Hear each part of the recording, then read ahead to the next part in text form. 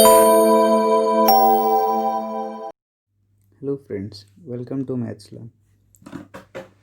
आज हम लोग देखेंगे क्लास 12th का जो सिलेबस चेंज हुआ है। चेंज मीन्स जो रिड्यूस हुआ है फॉर द सेशन 2021 के लिए जो चेंजेस हैं वो हम लोग कुछ देखेंगे, जो पोर्शन रिमूव हुए हैं। इससे पहले वीडियो में मैंने ऑलरेडी क्लास 10th का जो मैथमेटिक्स में सिलेबस में कुछ रिडक्शन हुआ है वो मैंने बताया था। इस वीडियो में हम लोग बात करेंगे कि क्लास 12th के पेपर में कौन कौन सा पोर्शन एलिमिनेट या फिर शॉर्टन हुआ या फिर रिमूव हुआ है। चलिए शुरू करते हैं, देखते हैं। सबसे पहला चैप्टर जो आपका आता है रिलेशन फंक्शन का। इसमें आपका दो मेन टॉपिक है, सब टॉपिक जो आपको एनसीईआरटी में देखने को मिल जाएगा। जस्ट ये डायरेक्टली सब टॉपिक है, composite function and inverse of a function.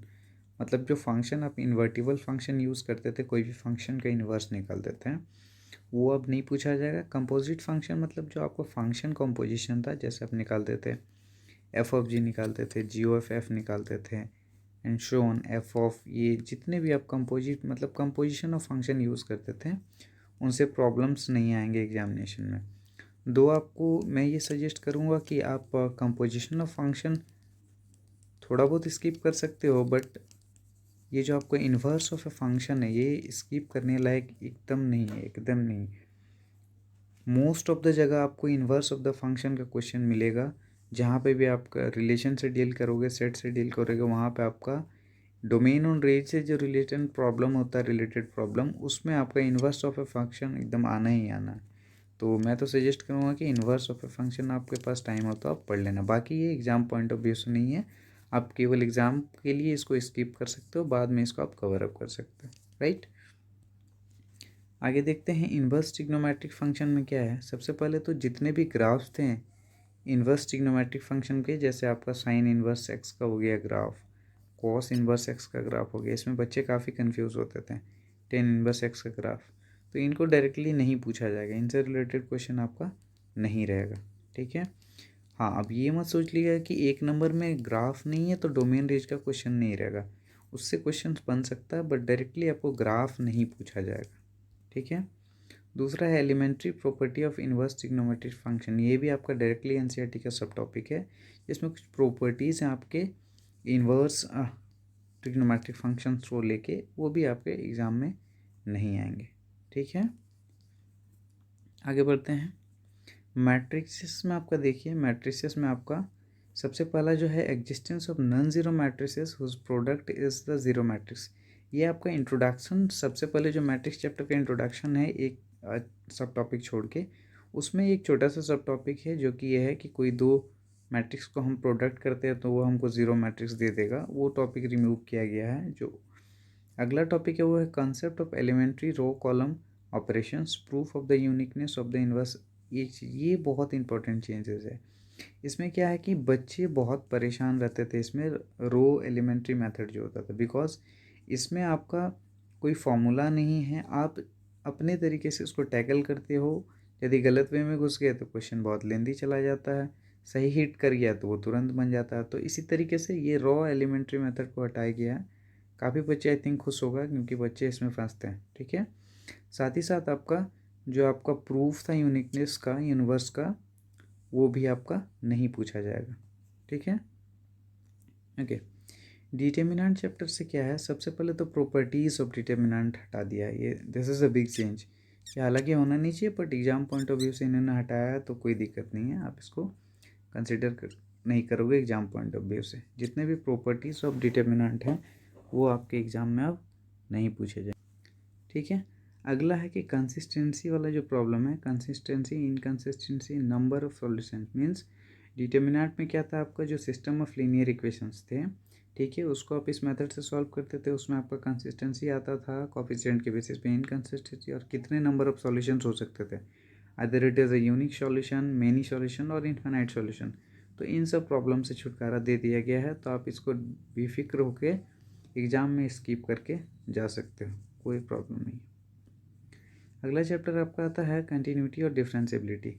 Continuity और डिफरेंशिएबिलिटी में बहुत ही इंपॉर्टेंट चीज़ को रिमूव किया गया है, Rolle's theorem and Lagrange main willow theorem, इसको हटाया गया। अब एक चीज़ ध्यान दीजिएगा, इसमें यहाँ पे क्लियरली देखिए लिखा हुआ विदाउट प्रूफ।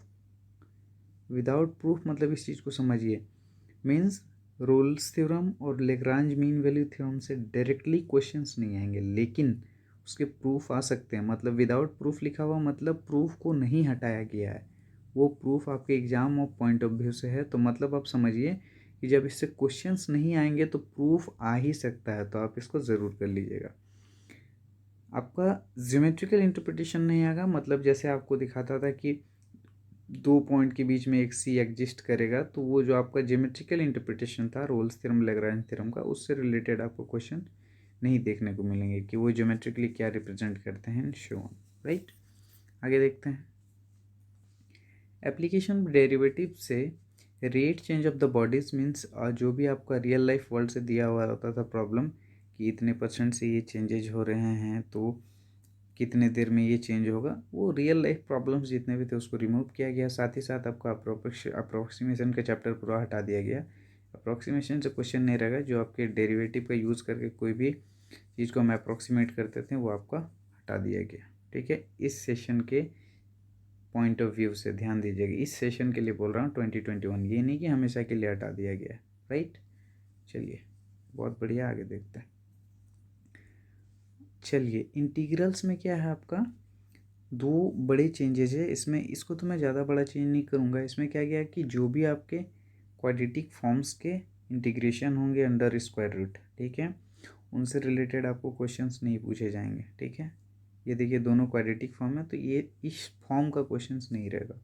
बिग चेंज यहाँ पे है कि डेफिनेट इंटीग्रल में आपका क्या किया गया, लिमिट एज ए सम को रिमूव कर दिया गया है। लिमिट एज ए सम, जो कि आपका क्वेश्चन आने पे 6 मार्क्स का लॉन्ग आंसर टाइप क्वेश्चन आता था, either it is on 4 marks. तो इस चीज़ को रिमूव कर दिया गया, this is a big move. तो आप एक चीज़ का अंदाज़ा लगा सकते हो कि कुछ टॉपिक रिमूव हुए ज़रूर हैं, लेकिन आपके मार्क्स वही हैं, जितने नंबर्स के एग्ज़ाम होते थे उतने नंबर के पेपर होंगे।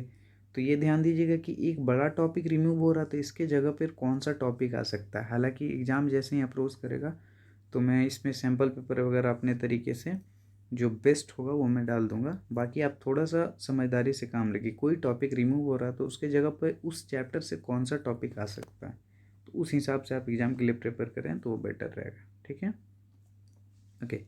Now the application of integration, आपका जो एरिया बॉन्डेड बाय 2 कर्व था उसको टोटली हटा दिया गया। मीन्स ध्यान दीजिएगा 2 कर्व्स बोला गया।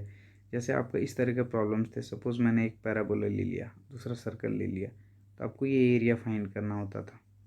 तो इस तरह के प्रॉब्लम्स को हटाया गया है। लेकिन आपके लिए प्लस पॉइंट वो है कि सिंपल कर्व का एरिया, मीन्स मान लीजिए केवल ये बोला गया कि इसका कर्व का एरिया निकालना, सिंपल कर्व इस तरीके से, 2 कर्व में नहीं, कोई सिंपल कर्व का आपको कोई फंक्शन दे दिया गया, इसका एरिया निकालना है इंटीग्रेशन से। ठीक है, तो 2 कर्व का एरिया नहीं रहेगा, सिंपल कर्व वाला एरिया रहेगा। एक पोर्शन आपका 2 कर्व वाला है वो रिमूव कर दिया गया है, तो आप इजीली इसमें मार्क्स उठा सकते हैं। ठीक है, नेक्स्ट जो आपका चैप्टर आता है वो है डिफरेंशियल इक्वेशन। इसमें काफ़ी टॉपिक्स हटाए गए हैं, जैसे आपका formulation of differential equation with general solution is given. आपको सबसे पहला टॉपिक ही मिल जाएगा एनसीईआरटी में, जिसका जनरल सॉल्यूशन दिया हुआ रहता है। उसका डिफरेंशिएशन कैसे फॉर्म करते हैं वो आपका इंटीग्रेशन मेथड से। नेक्स्ट जो आपका लीनियर डिफरेंशियल इक्वेशन है, जो आपका डी एक्स ये upon d y plus p x, ये जो आपका इस फॉर्म का इंटीग्रेशन, जिसमें हम लोग इंटीग्रेटेड फैक्टर वगैरह निकाल के इसको सॉल्व कर देते हैं, ये मेथड भी रिमूव कर दिया गया है। तो आप एग्ज़ाम पॉइंट ऑफ व्यू से इसको स्किप कर सकते हैं। बाकी ऐसे स्किप तो करना नहीं चाहिए, क्योंकि फॉर्मुलेशन तो आपका डिफरेंशियल इक्वेशन का बहुत रेयर है, बहुत कम पूछा जाता है। लेकिन ये जो आपका लीनियर डिफरेंशियल इक्वेशन का सॉल्यूशन है ये हमेशा पूछा जाता है, बहुत जगह यूज़ होता है। आगे भी आप मैथमेटिक्स ऑप्ट करना चाहो तो ये यूज़ होता है, तो मैं सजेस्ट करूँगा कि आप इसको ज़रूर पढ़ें। नेक्स्ट जो है वेक्टर में, ये आपका स्केलर ट्रिपल प्रोडक्ट जो है इसको पूरी तरीके से हटा दिया गया है। दो it is not in the NCERT में ये नहीं मिलेगा आपको, आप RS अग्रवाल या फिर कोई दूसरा रेफरेंस बुक यूज़ कर सकते हैं, but exam point of view से नहीं है तो आपको इसके बारे में सोचना नहीं है।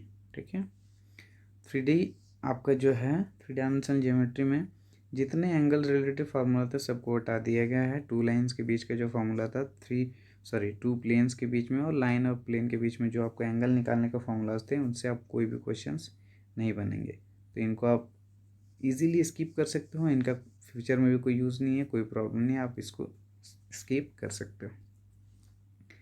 लीनियर प्रोग्रामिंग में आपका सब चीज़ सेम है, बस एक चीज़ इसमें रिमूव कर दिया गया है, जितने भी अनबाउंडेड केस के क्वेश्चंस होंगे उनको आपको अटेम्प्ट नहीं लेना। मतलब जो भी आपके अनबाउंडेड क्वेश्चंस होंगे, अनबाउंडेड रीजन वाले, जैसे आपके कुछ पोर्शंस ये होते थे ना कि ये मैंने एक रीजन बना दिया, राइट, अब ये सॉल्यूशन इस पोर्शन पे ना ट्राई करके इधर चला गया, तो ये रीजन तो आपका अनबाउंडेड हो गया।